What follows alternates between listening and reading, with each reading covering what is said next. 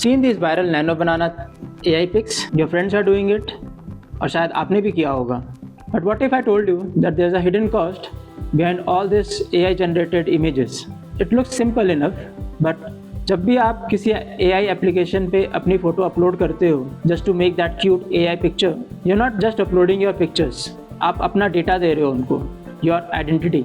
और ये एप्लीकेशंस आपका डेटा कैसे यूज़ करेंगे you don't know properly, because आपने कभी भी उनकी टर्म्स एंड कंडीशंस या प्रिवेसी पॉलिसी को पढ़ा ही नहीं था. This applications use your data और your images to feed their AI engine, जिसके थ्रू वो एप्लीकेशन गोइंग फॉरवर्ड और भी इमेजेस जनरेट करेगा.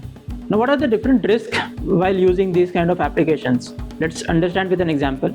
So there's this girl जिसने एक नैनो बनाना एप्लीकेशन को यूज़ किया just to create those free flowing sari images, but उसने ये रियलाइज़ नहीं किया कि वो एप्लीकेशन फेक नैनो बनाना की एप्लीकेशन थी. It was not the genuine one. And कुछ हफ्तों बाद शी रियलाइज्ड दैट उसकी इमेजेस बहुत सारी रैंडम साइट्स पे दिख रही हैं. The second risk is the deepfake accounts. लड़के ने again AI application use की, uploaded his selfies onto those applications to generate the pictures. But later what he finds is उसकी pictures use हो रही हैं एक deepfake account बनाने में.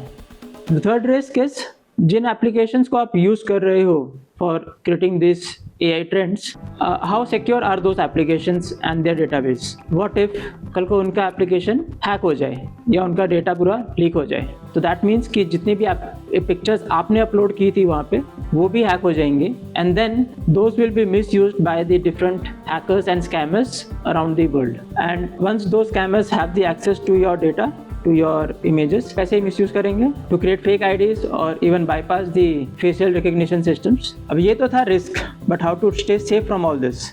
Obviously, the best advice is कि आपको ऐसी AI trends follow नहीं करनी चाहिए. But still, if you want to do this, you should always use the official applications and not just some random applications on the internet for creating those AI trend images. Next, whatever pictures you're uploading onto these applications, ensure कि आप कोई private या sensitive photo upload नहीं कर रहे हो या कोई ऐसी picture upload नहीं कर रहे हो जिसमें आपके face के साथ साथ बहुत ही extra information भी उस application को मिल रही है, which could be in the background, like maybe आपके घर का number. That extra information should not be visible. And also take time to read through the terms and conditions and privacy policy of these applications before you actually use them.